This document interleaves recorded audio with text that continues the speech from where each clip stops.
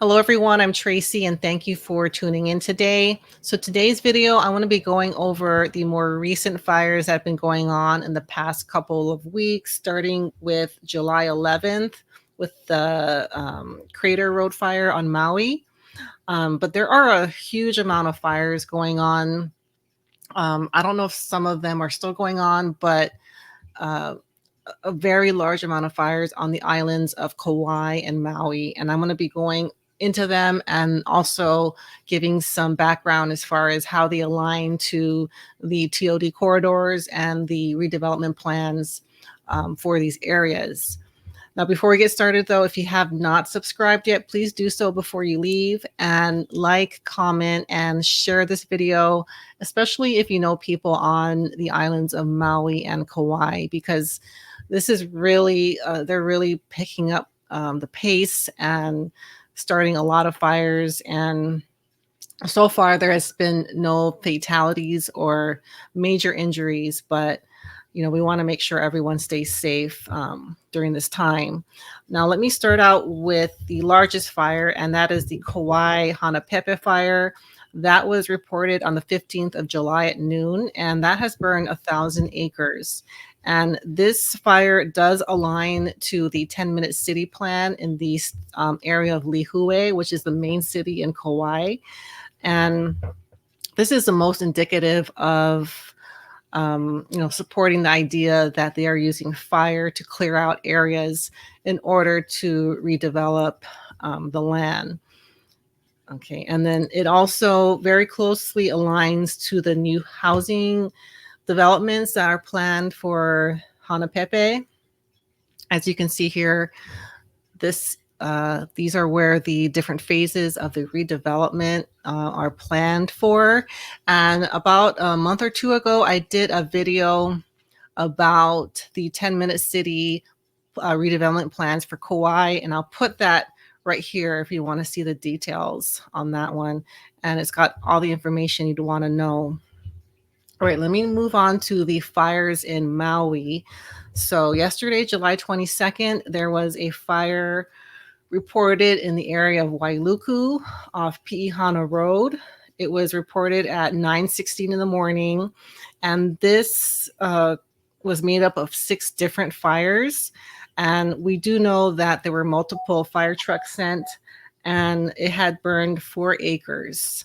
Now, this is the fire that we saw some evidence of directed energy, because there was a car that was burned. And right here, and this looks very much like the other cars that were burned in Lahaina and the other suspicious fires that we've been reporting on. And then, this one's been contained. There were mandatory evacuations for the Happy Valley fire. Fire broke out right behind me, and as you said, county officials said it scorched a total load of 4 acres. Now, county officials tell us there are about 4 fires that are actually reported to them around 9:15 this morning, and that triggered mandatory evacuations for Piihana Road, Neki Place, and Kapanui Place in Wailuku, and voluntary evacuations for everyone else in Happy Valley, Pu'uohala Village, and Wailuku Country Estates around 11 o'clock this morning.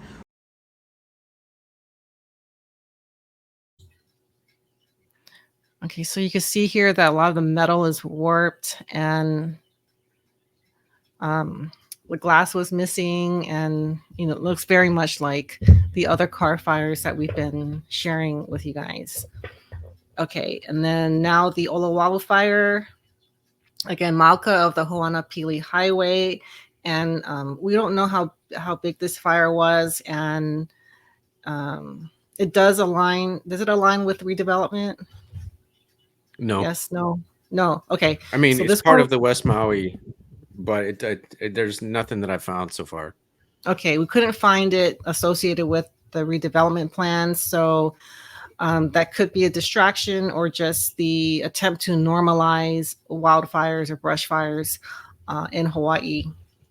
Okay, and then another fire.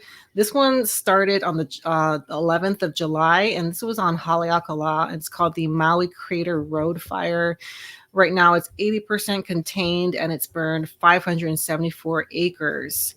And with this one, there were a lot of resources sent. There were sirens sounded, text alerts, helicopters, and the EOC was fully activated. It's hard to say exactly what they were burning this area. It was at a pretty high elevation, I believe 6,000 feet. So that means the area was very cold. So it's kind of hard to understand how that fire started and how it was sustained. But it could have been for public relations, because it did make Mayor Biston, General Hara, and Brad Ventura, who is the fire chief, press made them seem very heroic, like they took care of the situation very successfully. And General Hara is slated to retire on October 1st. So this could have possibly been to make up for the bad press he got with Lahaina. I'm not sure, but I did notice that they were kind of praised for their actions for the Maui Crater fire. Okay, another fire that happened was, it's called the Waikapu brush fire. It was on Waiko Road in a field between Waiko Road and Ho'anapili Highway, and that was yesterday, the 22nd. And my understanding is that one has been contained already. And then one more fire that was going on at the same time on Maui is the Haiku Gulch fire. So this was in the area of Haiku on Haiku Road. And this one is near St. Rita's Church. And it's reported to be in a gulch, which, if you remember, if you're familiar with the Lahaina fire, there was a gulch fire in upcountry in Kula right before the Lahaina fire got started. So I don't know if that was a distraction, but we don't see any redevelopment plans for the Haiku area.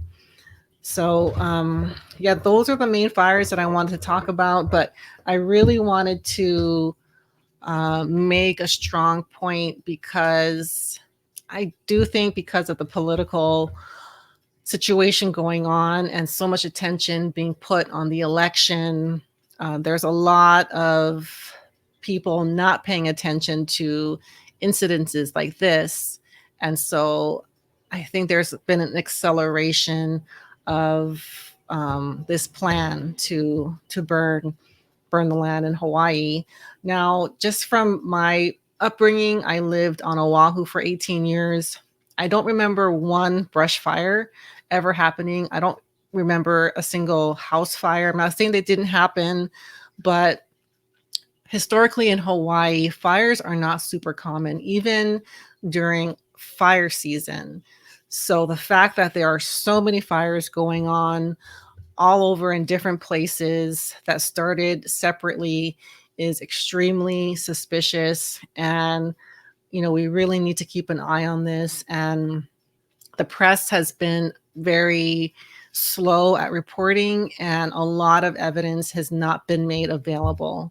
So when I do find, images or video that suggests that there are directed energy involved, or wind or weather manipulation, I will report it.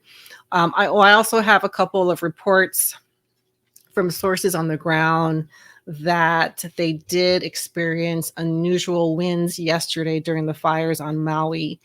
And one of my sources, Clyde Holokai, said that it reminded him of the way the winds were on the 8th of August during the Lahaina fire. So that was really telling. And if you're a little bit less familiar with how this works, the winds are often used to direct the fire to go in areas that they want to burn.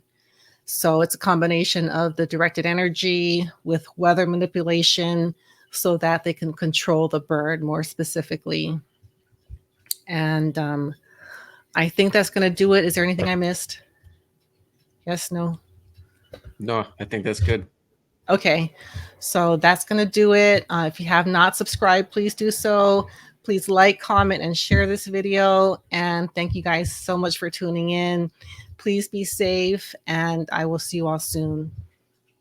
Bye.